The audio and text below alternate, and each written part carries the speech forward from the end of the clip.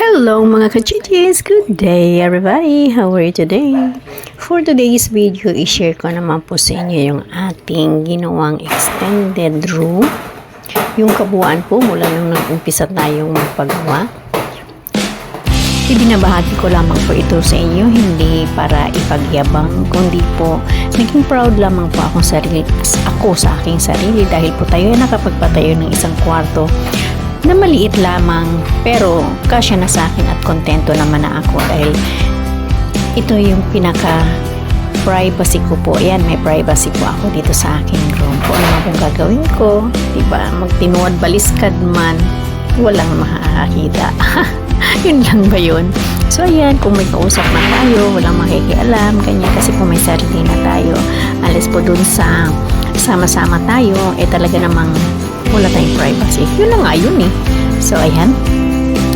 Sinishare ko po itong video ko na ito dahil po lesson learned po para din po kapulutan ng inyong aral tulad na po ng aking naranasan.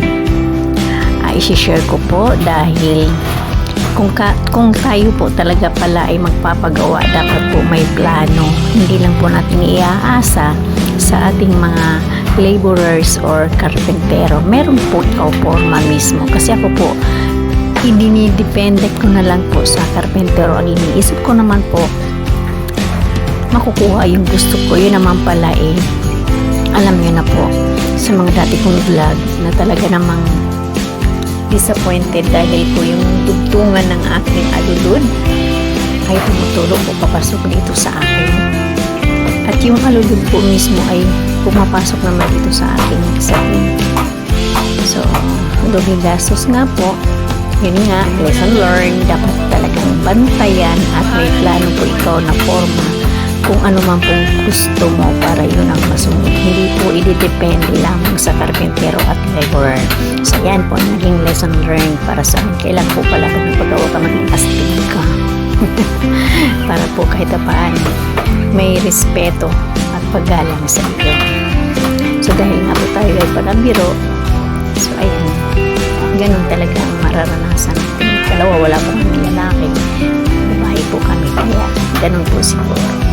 So, ayan, nailabas ko na po ang aking hinaing at sama ng loob talaga sa aking papagawa kasi po, hindi po maininyo maitatanong, hindi lang naman po sentawo ang ginastos natin dito sa pagpapatayo. Kahit lang po 35 square meter lang po ito.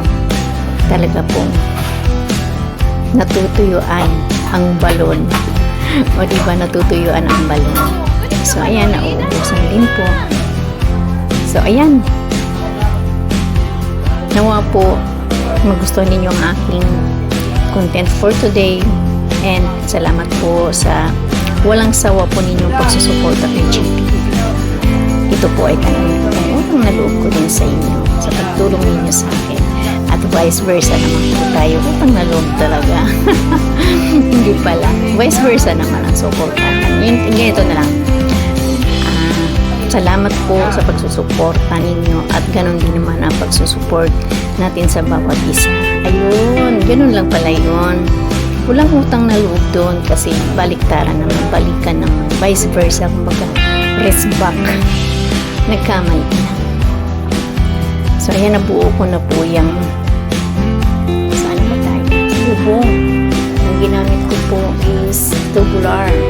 Ang tubular na yan po ay kumastos din po tayo ang bawat isa niya. Kaya nakakalaga ng 550, depende sa sukat, may 650, 750. So, sa sukat na lang po ipapakita. Yung ginamit ko po dyan is 550 pesos. Yung ginamit at binili ko ng tubular. So, sa laban ito, sa loob pa din ba? Ayan.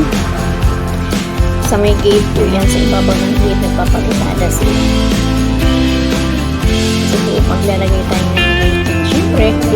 may gate po. Yan po yung ating loob.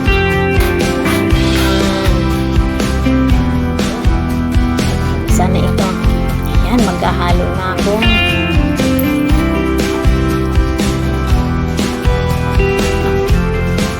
Ayan, store ko yung gawin ko sana kung tindahan niya. Gusto ko po sana magtinda kasi kahit paano papasok ng mga barya-barya kasi po wala talaga tayong ano na ngayon. Nung umalis na tayo sa work natin is wala na tayong pinaka-income daily. Ayan yung aking pintuan. Yung pintuan ko is ordinary lamang kasi yun lang yung atong nakakayanan. So sana ba pati alapaap ay kasi may airplane nga dumaan. So ayan, ganyan pala po, nakabit na po yung ating bubong. Ayan, ipinakakunik ko na rin po ipinakabit ko na rin po yung aking bintana. At yung bintana na yan po ay nagkakahalaga po yan ng 5,000. Ang sukat po niyan is 110 by 110. Ayan po, di ba? 5,000 po yun. Tapos ang labor po dyan is 1,000. Yan, yung labor na yan. So, ito na po yung aking labas ng aking tahanan. Yung bintana. Yun nga, ang bintana, nakikita ko sila kung hindi nila ako nakikita. Ayan. Hindi po sa akin yun, wala pa akong ganyan. O, diba? Iniisa-isa talaga. Ano na naman ito? Bintana ba ito? Then, thank you for watching po. Keep on watching mga GGs. Love, love, love. So, ay nakabit na po yung ating bintana. Meron na tayong bubong. Naayos na po yung, ayan. Pinakita ko uli yung sa labas. Diba? Hindi pa po naka-finish yung labas until now kasi naghihintay pa po tayo ng biyaya. Ayan, magsusulisit muna tayo. Yung aking pintuan na ikabit na rin. So, ayan. Yun na yung loob, napalitadahan na siya or na-rough na siya. Ang mali ko nga lang, hindi ko pina-finish. Bakit pa kasi pina-rough? Na kailangan ko pala talagang ipa-rough. So, ito rin naman problema. Ako, bibili pa ako ng skin coat bago ko siya pipinturahan. Kasi, kaya pala ni-rough ko po. Iniisip ko maglalagay ako ng wallpaper. Sus, kaya ang wallpaper pala, ang dali lang naman pala mapunit. Kasi diba, pag nanood tayo sa ibang platform, may mga inaalok ng mga wallpaper na magaganda. Yun sana ang balak ko. In kaso, sabi ko na lang, pinturahan na lang natin. Oo. Para kahit paano tumatagal. Yung aking pintuan, hindi po naikabit yung aking doorknob. Yung asawa mo, iniwan ka? Nauso po ngayon. Yan yung aking ceiling. Yung nakatayo po na doorknob, hindi po siya bilog na yung karaniwang doorknob. Talagang yung naging uso ngayon na doorknob. Hindi po naikabit dyan dahil baliktad. Hindi siya mapihit. Nakatayo lang kasi nahawakan. So, hindi po siya mapihit. Yan po. Kinokonek na niya yung kaso. Connect talaga. Ayan po. Hindi po makakabit yung aking doorknob. Hanggang ngayon, hindi niya maikabit. Kaya, bibenta ko po ng 500 na lang. Kasi may gusto dyan. Ipaparide ko. Parider. Ayan, mahal po ang bili ko dyan. Yan, halo na tayo. Halo na. Yan na. Aking laborer naghahalo na. Kasi nagpapalitada nga dito sa loob. Yun nga, dapat pinafinish ko na pala talaga. So, ito. Halo-halo.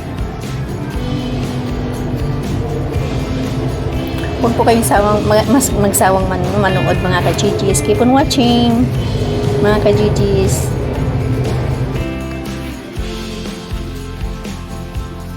Init no?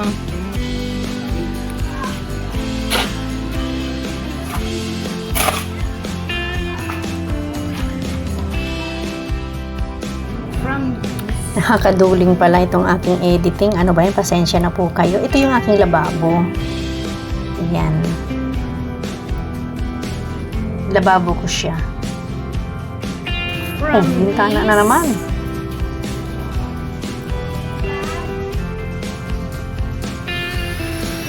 Kitang kapitbahay, no? So, ayan. Sinipag kasi ako. 6 p.m. na yan, nagpintura ako. Madilim nga pala. Yung pintuan, pininturahan ko ng brown. Kasi bumili ako ng brown na pintura nga. So, ayan. Sinipag ang lola nyo. Kaya, ayan, nagpipintura tayo. May makulit ako dyang kasama eh.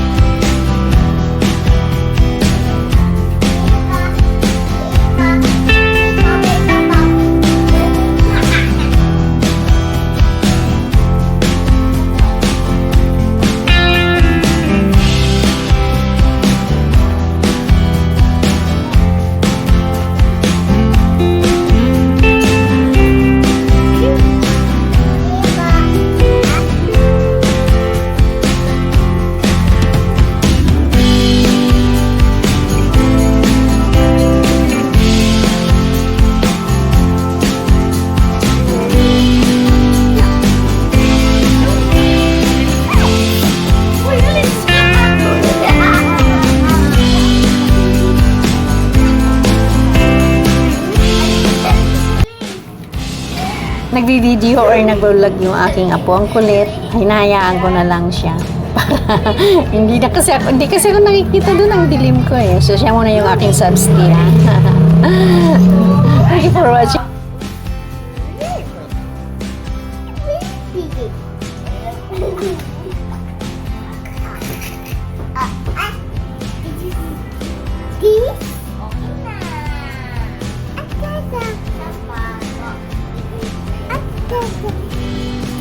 चल सके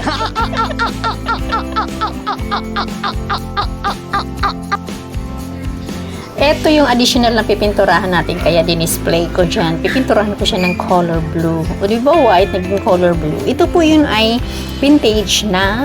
Kaya po iniingatan ko. Ito rin pong isa. Ayan, ano po yung isa. Yung white kanina po, patungan po yun ng telepono noon. And ito naman po is patungan din ng halaman, plants. Ayan, mahilig naman tayo sa plants. Ayan, may pintura na siya, color brown. O di ba, nauna pa dun sa puti. So, ayan, thank you for watching.